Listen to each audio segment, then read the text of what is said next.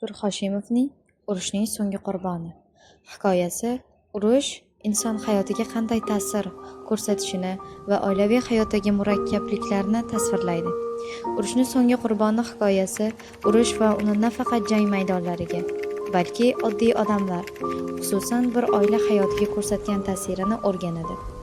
Asar bosh qahramoni Shoikrom, uning kichik ukasi Shone'mat, Shoikromning xotini Xadija va onasi Umra xola orqali urushni uzoqdan keltirilgan azob-uqubatlari, ijtimoiy qiyinchiliklar va insoniy sinovlar ochib berilgan.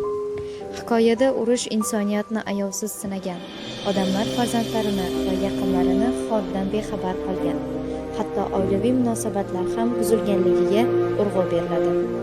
Shoikrom urushga jo'natilmagan, ammo uni oilasi urushni sovuq va qiyinchiliklarni bevosita his etadi. Asarda kichik detallar, masalan, dasturxon, qulupnay, hayvonlar va kundalik hayot elementlari orqali urush zamonidagi oddiy odamlar hayoti va stressi tasvirlangan. Bundan tashqari, hikoyada inson ruhiy yetukligi, oilaviy mas'uliyat, mehribonlik va murakkab tanlovlar dramatik tarzda ko'rsatiladi. Umrxola obrazi orqali muallif urush yillarida ona va oilani sabr-toqatini yuksak qadrlaydi. Oxirida ham urushning og'ir izlari va insoniyatning qiyinchiliklarga bo'lgan chidamliligi ochiqdan-ochiq aks etgan.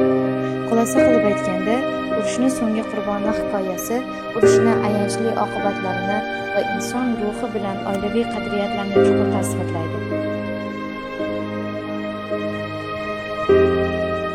Arna bitta haromxo'rni o'ldirganim.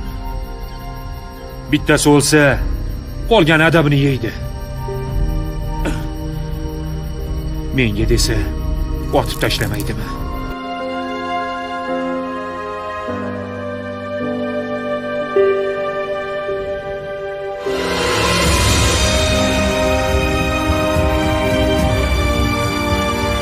Ona!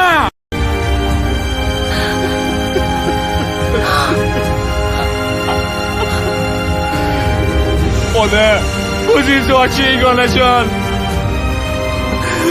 Bir ko'zi qulupnayga sindirmashadi dedilar. Kechiring, ona.